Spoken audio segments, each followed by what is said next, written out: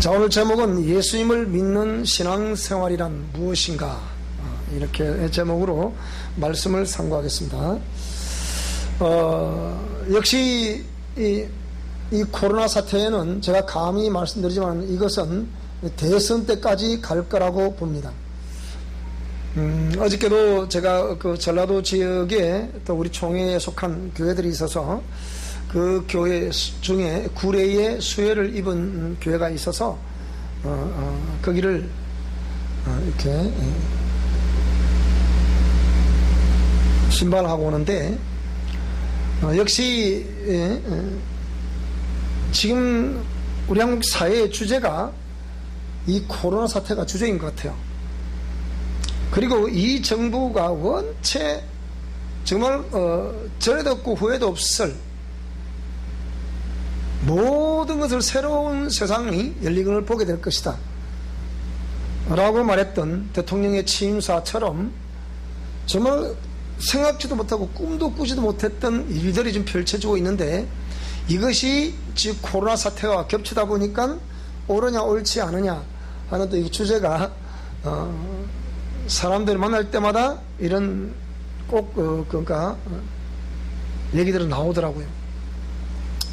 그래서 이 코로나 사태를 겪으면서 예수님을 믿는 신앙생활이란, 도대체 신앙생활이란 무엇일까 생각을 해보게 됐습니다.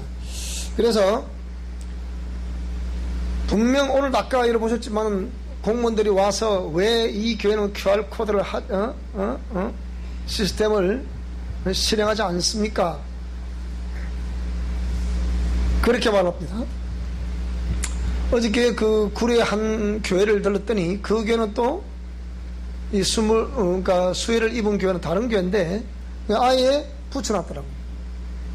교회 오시면 벌금 300만원 부과하겠습니다. 뭐 구례 군청에서 보낸 것 같아요. 그렇게 써놨더라고요. 그래서 아예 예배를 오지를 못한대요, 지금은. 이런 상황인데, 그러면 과연 이런 상황 속에서 예수님을 믿는 신앙생활이란 도대체가 뭐냐? 다시 이 뭐 새로운 이야기도 아니고, 또 뭐 우리 교회는 초신자들도 있습니다만은, 그래서 교회를 오래 다니는 사람들이 생각할 때는 이거 뭐 상식적인 질문, 뭐 신앙생활은 뭐냐? 그것은 창조주 하나님을 믿는 믿음을 가지고 있고, 그분이 죄인인 우리 인생을 구원하시기 위해서 인간과 똑같은 육체를 입고 오셔서 고난당하시고 피 흘리셔서 십자가에서 죽으시고 사흘 만에 부활하시고 이후에 성천하셔서 성령으로 우리 가운데 임재하신 그 모든 것에 대해서 믿는 믿음을 가졌기 때문에 나는 지금 천국에 대한 소망도 있고, 그래서 이 예배당에 와서 예배드리는 이것이 신앙생활이 아닙니까? 뭐 간단하게 이렇게 우리 얘기를 할 수가 있습니다. 그런데 이런 사태를 겪어보니까 신앙생활이 과연 무엇인가 다시 한번 재조명을 해봐야 되겠다는 생각이 듭니다. 그래서 이렇게 우리가 간단하게 기독론적인 입장에서 예수님을 믿기 때문에 예수님을 믿는 사람으로서 주일날 교회에 와서 예배드리는 이것이 신앙생활이 아니냐, 이거는 종교생활이라 그러죠. 그런데 신앙생활이라는 것은 뭐냐?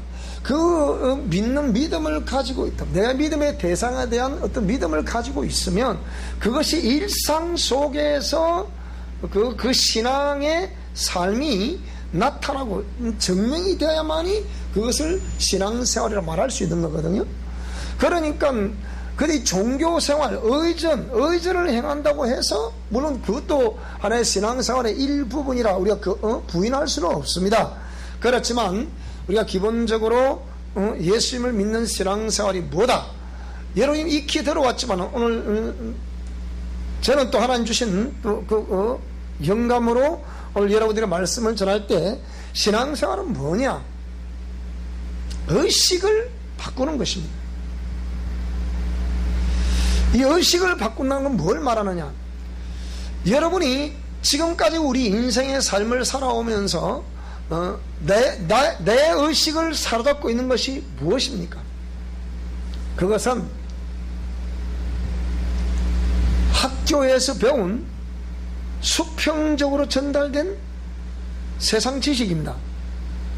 그리고 각 가정, 문중, 가문에서 배웠던 가정교육입니다. 이것이 여러분의 의식 중심에 딱 이렇게 프레임이 설정이 되어 있습니다. 뼈대로 세워져 있습니다. 여기에 의해서 지금까지 우리는 이 세상 속에서 삶을 살아왔던 것입니다. 그러면 세상에서 배운 학문이라는 것이 과연 그 속에 만물을 지으시고 인간을 지으신 창조주 하나님의 하나님을 전하는 그 지식을 전하느냐? 절대 전하지 않습니다. 그래서 거기는 하나님의 생명이 없는 거죠. 창조주가 누구인지도 모르는 거죠. 왜? 진화론을 주장하니까. 또 그리고 우리를 죄 가운데서 구원해 주신 구세주이신 예수 그리스도를 그들은 잘 모릅니다. 역사, 히스토리를 주전, 주후라고 쓰고 있지만 잘 모릅니다. 그래서 그런 이 창조주 하나님과 우리를 죄 가운데서 구원하신 구세주 예수 그리스도를 모르기 때문에 성령께서 그 사람 속에 역사하실 수가 없는 겁니다. 그러니까 근데 로마서 10장 17절의 말씀을 보니까 믿음은 들음에서 나고 들음은 그리스도의 말씀으로 말미암았다, 이렇게 기록을 하고 있는데요. 그러면 요한복음 17장에 보면 영생은 곧 유일하신 참 하나님과 그의 보내신 자 예수 그리스도를 아는 것이라고 그렇게 말씀을 하고 있습니다. 그래서 의식을 바꾸는 거예요. 그것이 신앙생활입니다. 내 마음 중심에 창조주 하나님께서 말씀하신, 우리를 죄 가운데서 구원하신 예수님께서 말씀하신 신해산 언약과 복음서에 말씀하고 있는 복음의 내용을 내용으로 우리 의식을 바꾸셔야 됩니다. 그래야만이 믿음의 출발이 시작되는 것입니다. 그래서 의식을 바꾸는 것이다. 그 다음에 그 의식을 이제 바꾸기로 작정을 하고 이제 와서 예배를 드린다는 것도 그 의식이 내 속에 일부분 들어와 있기 때문에, 몇 퍼센트인지 모르지만 그래 들어와 있기 때문에 여러분 오늘 예배드리러 오시는 거예요. 여러분이 그래서 교회는 믿는 사람들의 집합체, 에클레시아라는 건 집합체를 말한단 말이에요. 그러니까 오늘 여러분은 어떠한 믿음이 보이지는 않지만, 볼 수는 없지만 그래도 이만한 믿음이 있기 때문에 지금 와서 예배를 드리고 있는 것을 믿습니다. 아멘이란 동의 안 되십니까? 따라서 아멘 합시다. 부흥사들이 항상 그래서 꼭 말씀 들어가 아멘, 여러분 믿으십니까? 아멘? 아멘을 저 촉구를 하죠. 그 아멘은 여러분 스스로 그 말씀에 공감이 되시면 아멘으로 하답하는, 있어야, 뭐 사람도 왔다 갔다 있어야지 앞에서 목사님만 막 주구장창 설교를 하고 여러분 이러면 되겠습니까? 아멘으로 하답하시기 바랍니다. 자, 그래서 의식을 바꾼 어떤 부분이 있기 때문에 여러분 여기 나오셨어요. 그래서 교회는 믿는 사람들의 집합체다 이렇게 말하는데, 나는 오늘 저와 여러분들이 이 시간에 이 장소에 오셔서 예배드리는 모습을 바라볼 때 나는 여러분들이 분명히 예수님을 믿는 믿음을 가졌음을 확신합니다. 또 우주 만물을 지으시고 인간을 지으신 창조주 하나님을 확실히 믿는 믿음도 가졌음을 저는 확신합니다.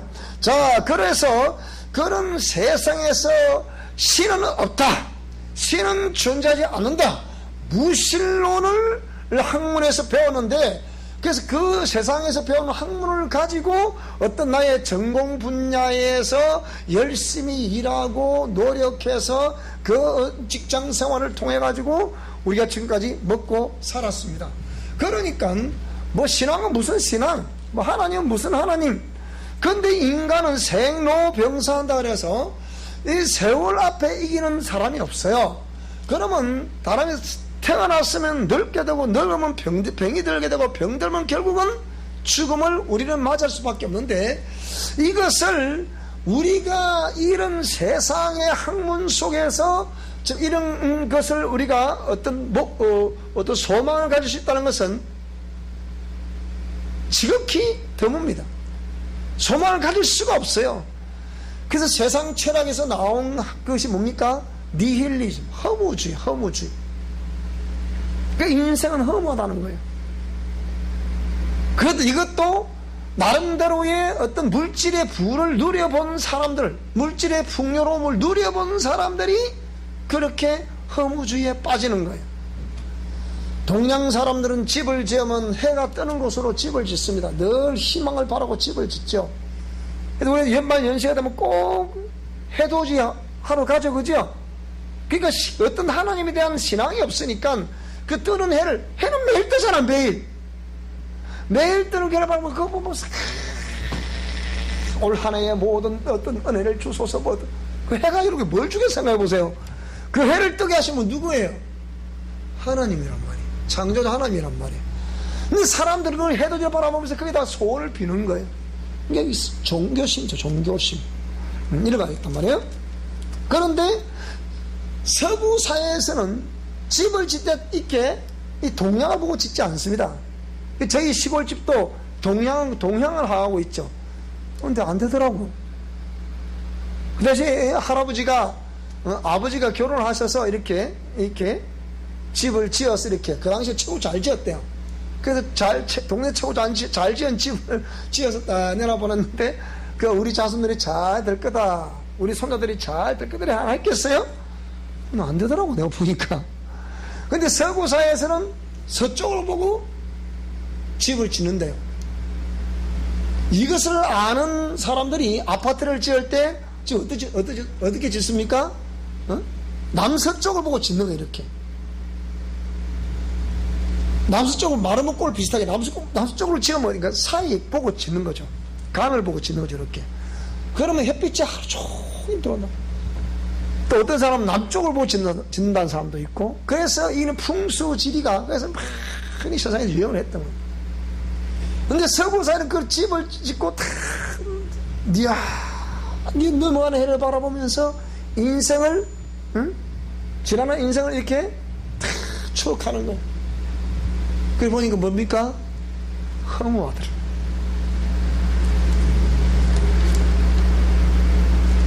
그러니까 역사일의 어떤 가수들도 이런 인생의 허물을 노래하는 가수치고 중간에 단명하는 가수들 하나도 없어요. 다 중간에 단명을 하는 거예요. 제이준이라는 가수도 지금 돌아가셨지만 거기 뭐라 그랬어요? 나그네. 인생은 나그네 길 어디서 왔다가 어디로 가는가. 허물 노래한 거거든. 찬바람이 싸늘하게 뚜루루루 뚜루 낙엽 따라 가버린 사람. 이런 노래를 많이 부르면 부를수록 사람은 허무해진다는 거예요. 아무도 날 찾는 이 없는 외로운 이 산장에 그게 부르다 또 간다는 거예요. 그러니까 이런 것이 바로 세상. 그래서 의식을 바꾸라 따라할 때 의식을 바꾸자. 의식을 바꾸자. 그 제가 내가 그랬잖아요. 내 우리 형이 이렇게 좀 일찍 단명을 했는데, 그래서 조카들하고 형수님을 좀 위로해주겠다 싶어가지고 제가 노래방을 데리고 왔어요. 그래서 야, 니도 조카니다 불러보고 니도 다 불러봐라. 그러니까 우리 그쪽에 한 놈을 또 보니까 무슨 노래를 부르더라. 하여튼 무슨 노래를 부르더라. 우리 형수님한테 노래를 불러라 했더니 나 그 노래 제목도 뭔지 모르겠죠. 밧줄로 꽁꽁 밧줄로 꽁꽁 단단히 묶어라 내 사랑이 떠나지 않게. 노래 잘하죠 제가, 그죠? 노래방 가서 제가 같이 갑시다. 내가 잘 불러드려. 그래서 내가 하도 그걸 들으면서 속으로 그것도 뭐라 했겠으면 제가 살아있을 때나 잘하지. 딱 그러잖아요. 그래 내가 마이크를 다음 내가 부를게 주소. 쨍하고 해뜰 날 돌아온단다. 쨍하고 해뜰 날 돌아온단다. 꿈을 안고 꿈을 가지고 살아라. 이제 의식을 바꾼다는 것이 굉장히 중요한 것입니다. 그럼 의식을 바꾸면 그 의식을 따라 삶을 살아왔기 때문에 뭐가 바뀌겠어요? 두 번째로 삶의 중심이 바꿔지는 거예요. 라이프 스타일이 바꿔진다 이 말입니다. 왜 고린도서 2장을 보게 되면 마태복음 5장에서는 너희들은 세상의 소금과 빛이다 그랬잖아요.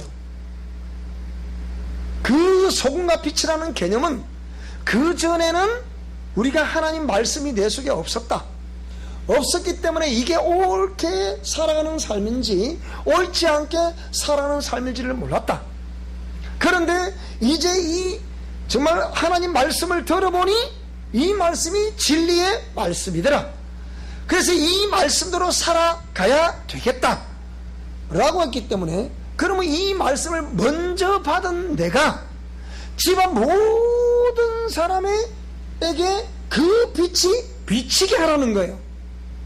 뭔가 내가 하나님의 생명의 말씀을 받았음을, 이게 진리의 말씀임을 그들에게 보여주라는 거예요. 그래서 너희는 세상의 빛이다 그렇게 말씀하는 거예요. 그 빛을 누구에게 비추라? 집안 모든 사람들에게 비치게 하라. 그게 마태복음 5장 16절에 있는 말씀입니다. 그래서 예수님은 이 말씀을 하시면서 네가 이 말씀 받았으면 집안 모든 사람들에게 비치게 하라. 두 번째, 바울 사도는 이것을 뭐라고 표현하냐? 그리스도의 향기라고 표현합니다. 향기. 뭇 사람들이, 수많은 사람들이 그 향기를 맡을 수 있어야 된다 그렇게 말씀하는 거예요. 또 다른 표현으로 고린도서 3장 1절을 보니까 수많은 사람들이 보고 그걸 읽을 수 있는 생명의 편지, 그리스도의 편지가 되라 그렇게 말씀하고 있는 거예요.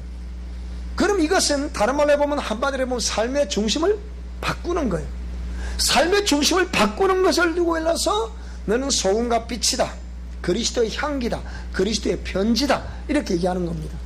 그래서 오늘 저와 여러분들이 정말 우리 형제들에게도, 가족들에게도, 우리 자녀들에게도, 우리 부모님들에게도, 일가 친지들에게도 이렇게 삶을 중심을 바꿨던, 우리가 진리를 소유하고 있음에 대해서, 여기에 대해서 우리가 부족하지만 지금부터라도 우리 다 같이 노력할 수 있기를 바랍니다. 그래서 그들이 그 모습을 바라보면 무언가 마음에 감동이 되지 않겠나 그 말입니다. 사람들은 태어나서 죄인이 아는 사람이 아무도 없잖아요. 다 죄인이라. 다 죄인이기 때문에 죄의 습성을 가지고 있어서 내가 본능적으로 의를 행하는 것보다 원치 않은 악을 행한다라고 바울 사도가 로마서 7장에 보면 그렇게 설명하고 있는데, 내가 원하는 바 선은 행치 아니하고 원치 않는 바 악은 행한다. 그럼 내가 원치 않은 바 악을 행하면 이건 내가 아니고 내 속에 거하는 죄다. 아직까지의 어떤 죄인된 어떤 요소가 있어서 이것이 나도 모르게 이렇게 툭툭 이렇게 튀어나온다는 거예요. 그런 것들을 바꾸라는 거예요. 그런 것들이 바꿔야 빛이 되지 않겠습니까? 그런 것을 바꿔야 그리스도의 향기가 나타나지 않겠습니까? 그런 걸 교정을 해야, 아, 저 사람이 교회를 나가더니 사람이 달라졌구나 그렇게 말하지 않겠나 이 말입니다. 그것이 그리스도의 편지라고 말하는 거예요. 무슨 사람이 네가 하는 말과 행동을 보면서, 아, 저 사람은 교회를 가더니 사람이 확실히 달라졌네, 이게 상대방이 보고 읽었다는 거예요. 그것은 무엇을 근거로 우리가 바꿔야 된다는 거예요? 신해산 언약. 신해산 언약을 딱 한마디로 하면 십계명이라고 그러죠. 출애굽기 20장에 보면 십계명이 나와요. 한쪽 돌판에는 1계명에서 4계명, 또 한쪽 돌판에는 5계명에서 10계명, 이쪽 돌판에는 피조물인 우리 인간이 창조주신 하나님을 어떻게 섬길 것이냐, 거기에 대한 계명은. 그렇지만 우리는 이 세상을 살아가야 되기 때문에 대인관계, 사람과 사람 사이에, 그러면 우리가 그리스도를 믿는 사람으로서, 하나님을 믿는 사람으로서 어떻게 해야 될 것인가, 그것을 담고 있는 거예요. 그래서 이 두 계명을 우리에게 내려주셨죠. 요 계명을 따라 우리가 삶을 살아가야 되는 것입니다. 그래서 이것을, 우리가 예수를 믿는 신앙생활이라는 것은 의식을 바꾸는 것이요, 삶의 중심을 바꾸는 것이요, 그것이 신의 산 언약을 따라서 우리가 삶의 중심을 바꿔야 되는 것이다. 다른 말로 해보면 예수님이 말씀하신 사복음서의 내용이 나오는데, 이 신의 산 언약과 보통 모세오경이라고 그러는데, 모세오경의 핵심이 십계명이죠. 그러니까 이 모세오경과 이 사복음서를 중심으로 해서 우리는 말씀하시는 말씀을 따라 살아가야 된다, 그 말씀입니다.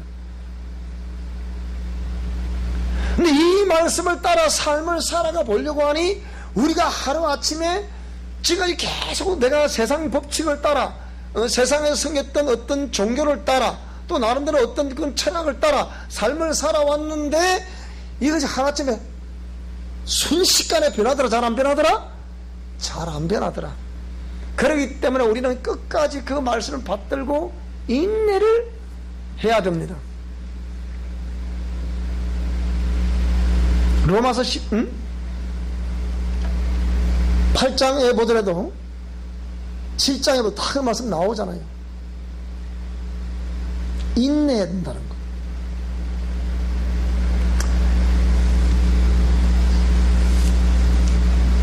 그래서 이 말씀을 오늘 예수님을 믿는 신앙생활이란 이 주제를 설정했을 때, 내 아들이 그래요. 신앙생활이 도대체 뭡니까? 아버지. 그럼 그 아들은 제가 대답을 해야 될 거 아닙니까? 왜 그럼 이렇게 질문을 던졌느냐? 지금 이 정부가 벌이는 이 정책, 다른 말로 한마디로 정치력이 국민들의 어떤 그 원하는 눈높이에 과연 이게 신이 계시다고 하면, 그 신이 보셨을 때 진짜 진실하고 정직하게 저게 하는 것이냐, 아니면 자기 이념만 가지고 하는 것이냐. 저도 저 정책을 하는 있는 사람이 아니잖아요. 대통령은 천주교라 말하는데 제가 볼 때는 아니에요.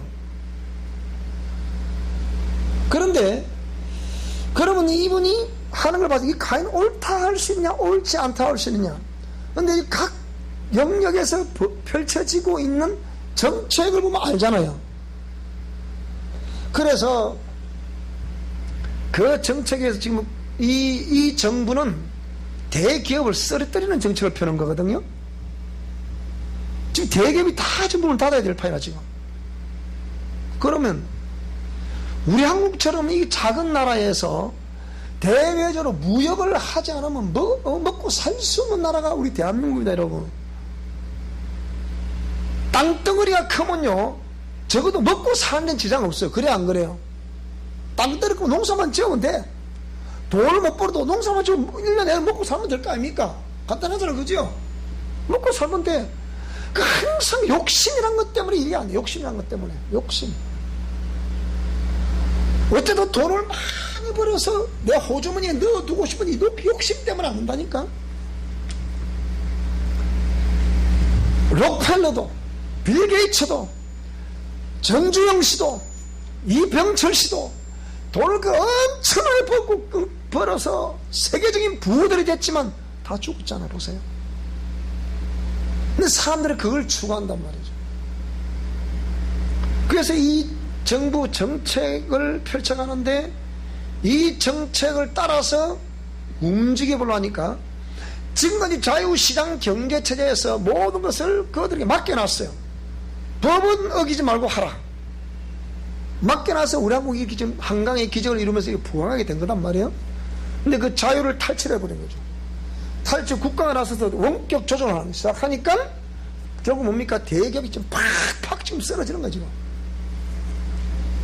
그런데다가 열강의 틈바구니 속에서 이런 바이러스가, 지금 미래학자들도 바이러스가 전 세계에서 앞으로 이제 인류 미래에는 이 바이러스를 어떻게 잡냐에 따라서 흥망성쇠가 달려있다, 그렇게 보는 거단 말이에요. 그래서 이런 중국 우한발 코로나 바이러스잖아요. 근데 이 애초에 우리 국내의 전문가, 의료 전문가들 뭐라 그랬어요? 원천 봉쇄에 대한 말하니까 그때 말 안 듣잖아. 보세요. 왜? 자기 고집통에 말 안 듣거든. 자기 마음대로 하다가 무참하게 들어와 버리잖아.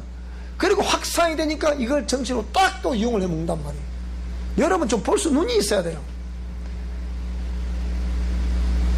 그러니까 제가 볼 때는 이 정치가들이 분명히 대선 때까지 이거 끌고 갑니다. 이거 틀림없이 끌고 갑니다.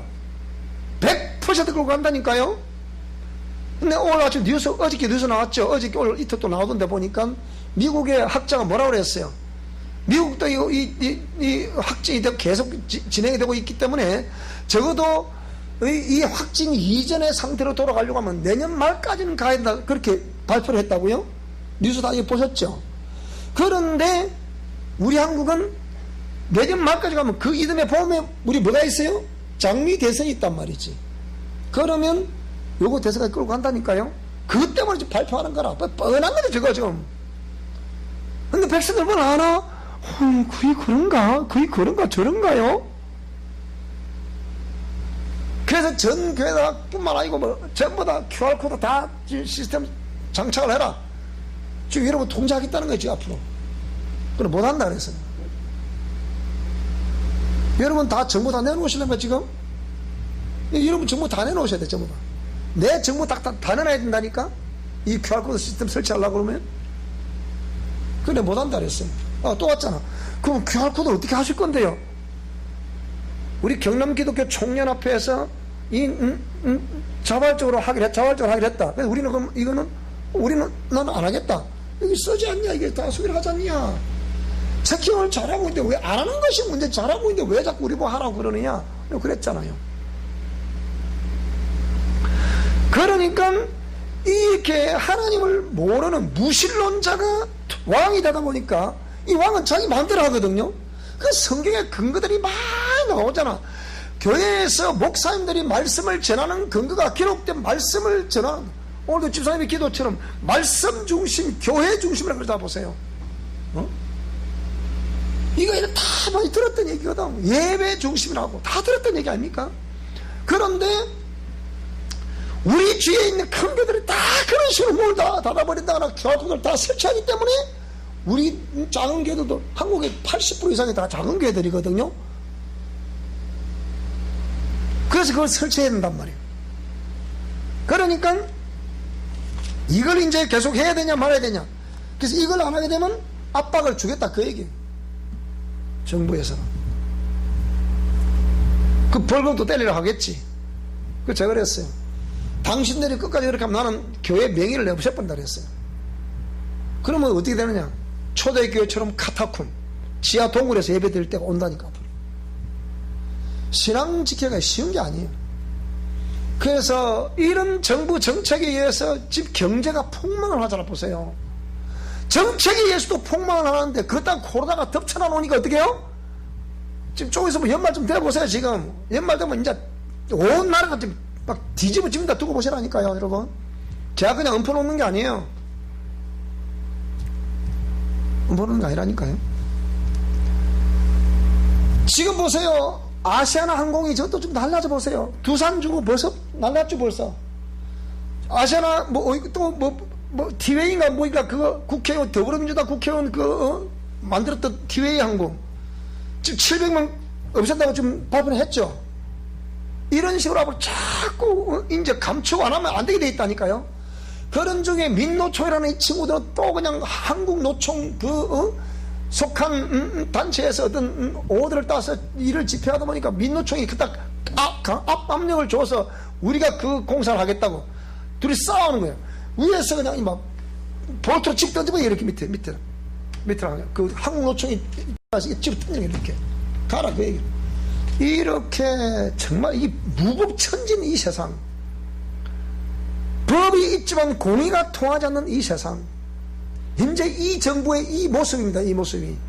그래서 가면 분명히 보세요. 올 연말 되면 이 계속 이 경제가 더 이상 힘을 쓸 수 없는 상황이 되어버리거든요. 그럼 이게 책임 누가 됩니까? 지금 이 정부는 대책이 없어요. 대책이 없기 때문에 결국은 어디로 몰고 가느냐? 그러면 결국은 전부 다 가난뱅이를 만들어버리는 거예요. 가난뱅이를 만들면 다 되거든요. 기업이 무너지면 가난뱅이 되겠어, 안 되겠어요? 가난뱅이 되거든요. 가난뱅이 되면 이 가난뱅이들은 뭡니까? 우리 옛날에 사회주의 그럴 때, 이 공산주의 그럴 때 100원만 주면 되는 거예요. 100원만 주면. 그들의 사상 간단해요. 우리만 머리만 갖고 있으면 된다. 너는 뭐가 되나? 개, 돼지, 붕어, 가자가 되라는 거예요. 그러니까. 그러면 된다는 거예요. 이렇게 몰아가고 있기 때문에 이 현장에서는 우리 아들이 지금 직격탄을 맞는 거예요. 그래서 뭡니까? 자유시장 경제체제에서는 자유롭게 할 수 있어야 되는데 이것도 통제, 저것도 통제. 자꾸 통제라니까 손님들이 와야지. 그 교회도 문 닫아. 내가 그랬어요. 그럼 당신들 이 교회 세우는데 당신 돈을 보태줬냐? 그리고 이 교회 세우는데 나는 우리 교회는 달세를 주고 있는데 당신들 달세를 주냐 내한테 지금? 왜 폐쇄라고 하냐? 왜 없애라고 하냐? 그래 제가 얘기를 했어요. 말 못하잖아. 보세요. 그런데 저런 기업체에서도 조그만 기업체에서도 뭐라고요? 자꾸 압박을 주고 사람들이 와야지. 무조건 떨어져 있으라니까. 이번 명절 때 뭐라 그럽니까? 집에 있으라 그러잖아. 가지 말고. 여러분 지금 보통 문제 아니라니까 이게요. 근데 이거는 국민들이 아직 뭐 피부로 못 느껴. 아직까지 못 느낀다니까. 그래서 아들 보고 아들 니 좀 와라 그랬어요. 이거 대책을 세워야 될 거 아닙니까? 그래도 아들이 사업을 하는데 애비를 한다니 가만히 보고만 있으면 되겠습니까? 그거 강북에 불도시 뻔해 보이는데 놔둬서 안 되잖아요. 대책을 세워야 되겠더라고요. 제가. 그래서 아들 니 좀 와라 그랬어요. 그러니까 정말 오늘 저와 여러분은 이러한 의식을 바꾼 상태에서 삶의 중심을 신의 선언을 통해서 바꾸어 놨는데 문제는 뭐냐? 그 말씀을 따라가려고 하니까 우리에게 제약이 오더라 안 오더라? 오더라. 그럼 우리가 애굽 생각이 나겠습니까 안 나겠습니까? 이스라엘 백성들이 출애굽을 하면서 애굽 생각 나더라 안 나더라? 거기 있을 때는 고기도 먹고 말도 먹고 부추도 먹고 뭐 어떻게 마음껏 배불리 먹었다 70도씩 먹었다 그랬잖아요. 그런데 이 광야로 오래가서 하나님 데서 왔더니 이 광야는 먹을 것이 있어야지. 그래서 내려주신 게 뭡니까? 만나와 메추라기를 내려주신 것이. 만나와 메추라기 배가 부르도 먹다 보니까 또 뭘 먹어야 또? 아이고 참 목말라 죽겠네. 참말로 진짜 참말로 또 투덜투덜 하는 거예요. 그러니까 또 반석에 물을 턱 또 내주신다. 여러분 인내하시기만 하면 하나님이 어떤 방법으로든 길을 내시는 것을 믿으시기 바랍니다. 이게 신앙 가진 사람입니다. 그래서 결국은 예수를 믿는 신앙생활이라는 것은 천국에 소망을 두는 거거든요. 천국에 소망을 두는 거예요. 우리는 어차피 이 세상에서 소망이 없습니다. 생로병사하게 되어 있다니까요. 그럼 우리는 천국에 소망을 둘 수밖에 없는 그런 상황이 자꾸 조성이 되고 있는 거라. 그래서 제가 이 교회도 전화를 해봐도 그렇고 부산에 있는 교회도 전화해봐도 그렇고 대구에 있는 교회도 전화해봐도 그렇고 또 경남 지역에 전화해봐도 그렇고 전라도 쪽에 전화해봐도 그렇고 또 가봐도 그렇고 뭐라고 그러느냐? 목회자들이 공통적으로 깨어있는 사람들은 뭐라고 그러느냐? 알곡과 쭉정이를 지금 가르고 있다는 거예요. 그래 안 깨어있는 사람은 뭐라고 말하느냐? 이번에 8.15 사태를 어떻게 보십니까요? 이런 질문을 하는 거예요. 목회자가 도대체가 이런 사태를 정부가 벌이고 있는 사태를 바라보면서 우리 교인들을 어떻게 이 영혼 관리를 해야 될까 이게 생각해야 되는데 8.15를 어떻게 보십니까? 완전히 이념에 쩔어 있는 이념에 쩔어 있어 이게. 그러니까 그런 목회자들 때문에 이 교회가 제가 볼 때는 이거 양면성이 있거든요. 이번에 이게 하나 역사를 주관하시는 분은 하나님이신데 왜 저런 대통령이 한국에 세워져 가지고서 이 대통령이 우리가 도대체 이해하고 동의가 되지 않는 일을 하고 있냐? 그건 간단하잖아요. 우리가 정보를 다 주면 뭐 여론조사도 뭐 자기 입맛에 맞는 사람을 딱 골라서 여론조사하면 다 나오잖아. 거기에 다 나오잖아요. 여론조사 그 믿을 거 없어요. 이런 상황에서 우리가 이 신앙생활을 해간다. 그런 목회자들이 해야 될 역할이 뭐겠습니까? 그 성도들로 하여금 이렇게 이런 우리가 인내하지 않으면 안 되는 상황에서 정말 예수님이 요한복음 14장에 말씀하신 것처럼 내가 너희를 위해서 처소를 예배하러 간다. 가서 처소를 다 예배하면 너희들 다시 내가 와서 다시 너희들을 내 있는 곳으로 이끌 것이다. 그 다시 와서 그래서 재림이라는 거예요. 재림. 예수님이 이 땅에 오셨다는 거 여러분 역사적인 사건입니다. 그거는 십자가 사건 역사적인 사건입니다. 그거는 그래서 지어낸 얘기가 아니에요. 죽으시고 부활하신 것 역사적인 사건입니다. 근데 문제는 뭐냐? 그 부활을 부정하려고 하는 것이고 성천한 모습을 500명이 봤다 그랬죠. 그것도 사건입니다. 근데 그걸 또 부정하려고 하는 거예요. 또 역사의 기록이라는 걸 통해서 우리는 수천 년 전에 있었던 사건을 알게 되는 거잖아요. 그럼 내가 물읍시다. 그러면 상대적으로 그럼 자 불교를 믿는 분들에 묻겠습니다. 그럼 뭐 나가 타 종교를 말해서 그렇습니다만은 그러면 석가모니가 보리수람 밑에서 열반을 했다. 돌아가셨다. 그 말이죠. 그 사건이죠. 그죠? 근데 다 믿잖아. 또 그건 또. 그분 죽어서 어디 갔겠습니까? 그분은 헐거로 돌아갔지. 부활했다는 얘기 있습니까? 거기에? 없잖아. 그런데 그 수화가 어떻게 필요?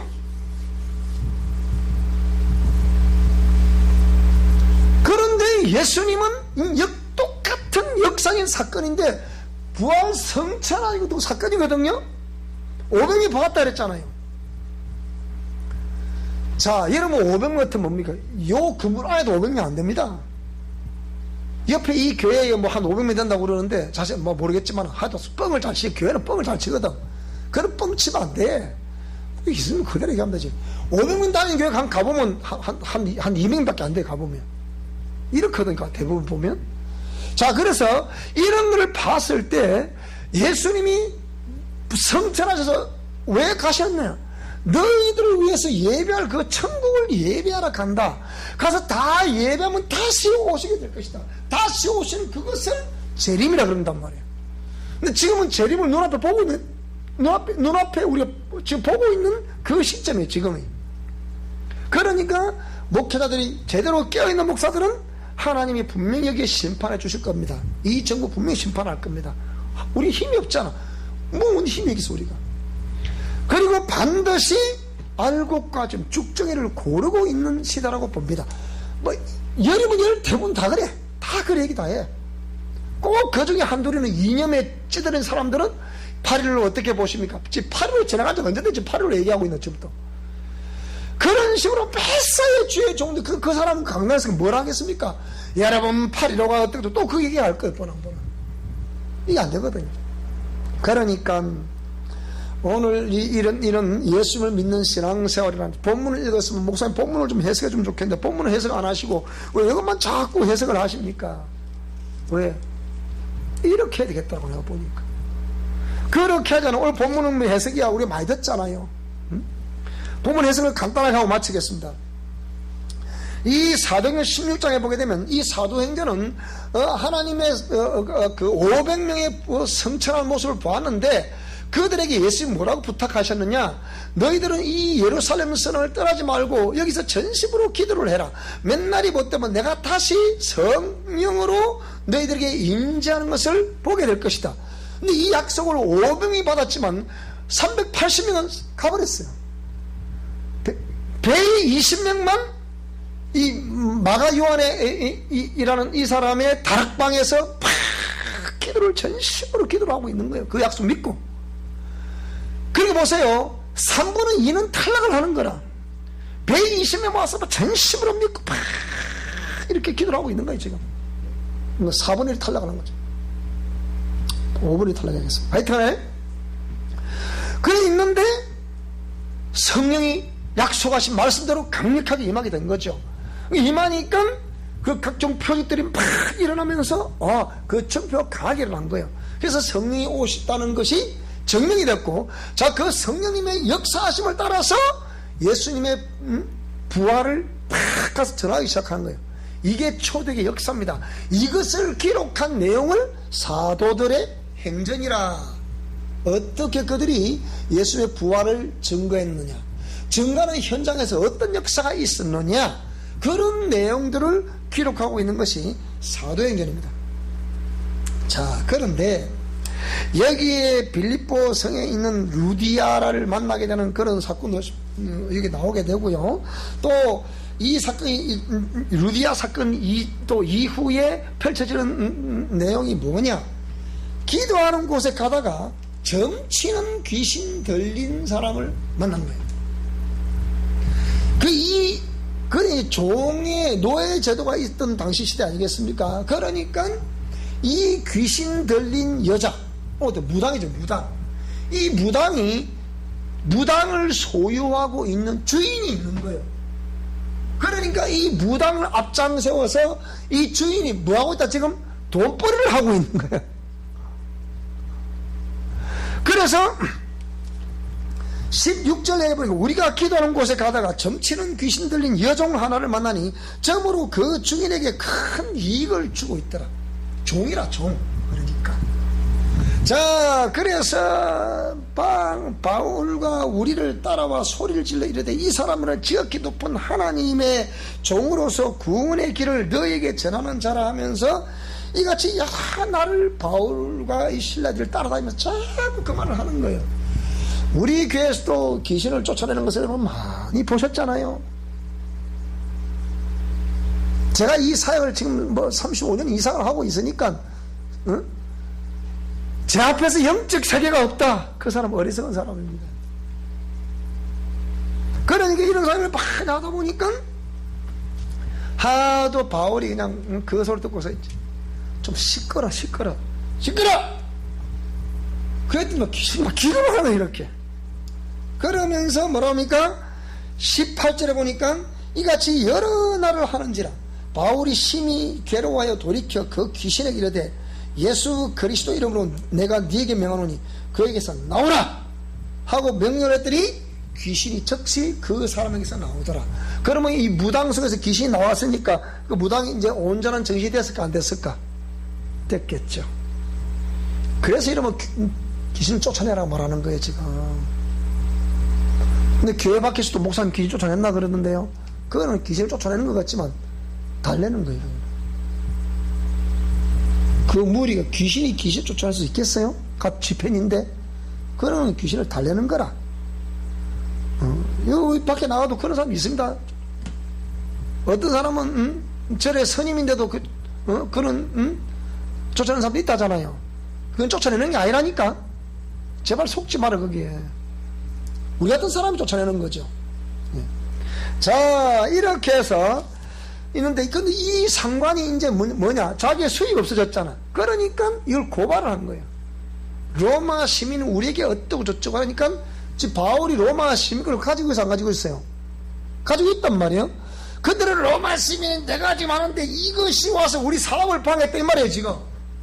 그래서 근데 그 일을 일로 인해서 바울 옥에 가둬버리죠. 가둬버리니까 뭐 또 옥에 가두면 어쩌겠습니까? 정황무선 옥에 가둬놨어요. 어쩌겠어요, 지금. 뭐 거기서 기도만 해야지 할 게 있겠습니까? 하나님 알아서 하시소. 한국 교회가 뭐지다든지 하나님 알아서 하세요. 이제 뭐 정황무선 그렇게 하시면 돼요, 거기서. 그 이걸 갖고 또 그거 뭐 잘 됐냐 못 됐냐 그것도 또 난리인데, 하여튼 이래서 바울과 신라가 오겠다 갇혀서 이렇게 갇혀 있는데, 그들 기도를 하다 보니까 밤에 자기들 척구에 딱 쳐놨잖아요, 이렇게.